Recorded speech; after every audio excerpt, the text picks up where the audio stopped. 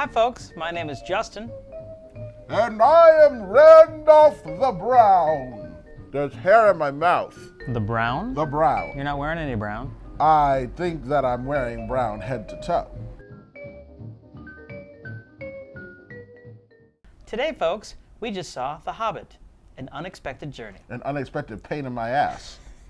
This was the first part of The Hobbit, a book by J.R.R. Tolkien, and kind of a prequel to The Lord of the Rings. Okay, so wait, there are going to be 3 of these Hobbit movies. The Hobbit. Each of the Lord of the Rings movies was like 3.5 hours, right? Correct. And then this Something Hobbit like movie that. was another 3.5 A hours. Hobbit, 2.5. How 240. many hours is it going to take to tell this one story? Okay, now before I offend all of you little Lord of the Ringers, Which you'll do. I don't want to offend anybody. Gonna happen. I will say that this movie by this Peter Jackson character, because Yep. this is like the 19th one he's done or whatever, I don't even know.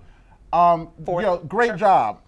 Good movie. If you like Lord of the Rings, you're probably gonna love this. You know what? You will love this because it's Lord of the Rings or whatever, or it's not Lord of the Rings. I'm so sorry. When is it? Is it now? Did they meet Locksley of Forest? What is the name of that? Robin Hood? Middle Earth and Middle Ages are different. Oh, I was thinking about Middle Ages. I was just That's thinking, what you just described. Robin Hood that came during the makes so Middle much sense. Ages. Okay. It's pre our dated history.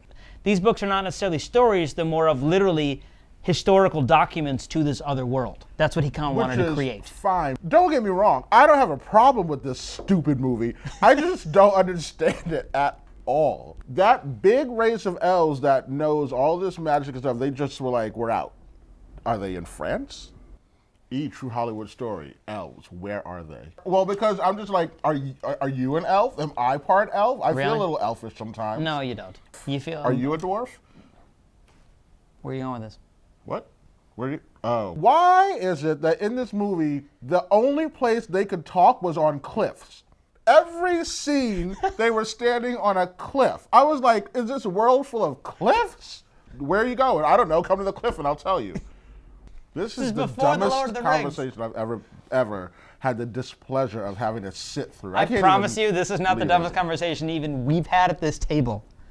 Why would you move to Tornado Alley if the name of it is Tornado Alley?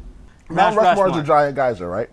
No. What mountain is that? That's Old Faithful. Mount Rushmore. Old Faithful is a dog.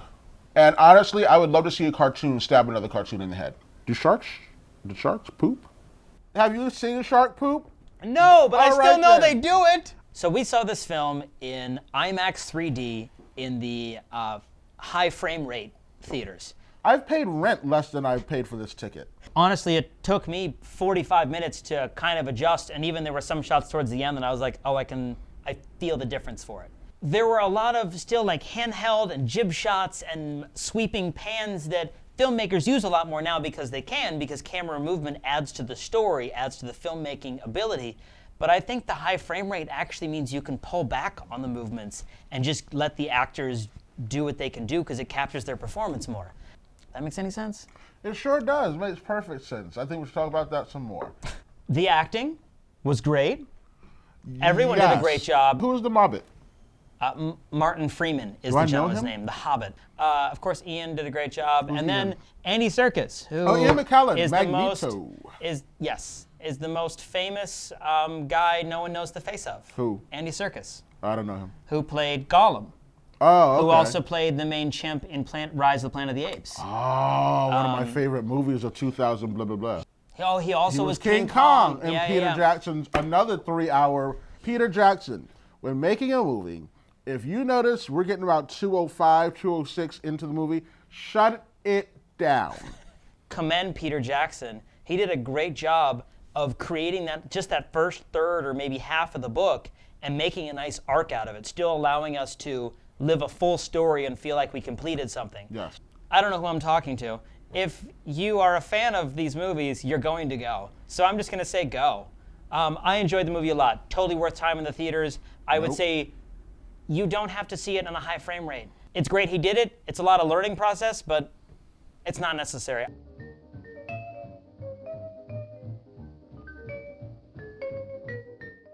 Okay, so next week we have a little question. There's a few movies to watch.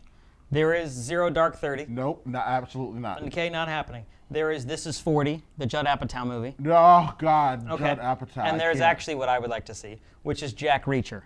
I'll go see that. Yeah. Hit subscribe, like the video. It makes us look cooler. I'm like Gandalf the Grey, blonde, like brown, like I like lollipops and cheerleading. Oh, I'm just going to let you go with this. I have no problem. Just let you run.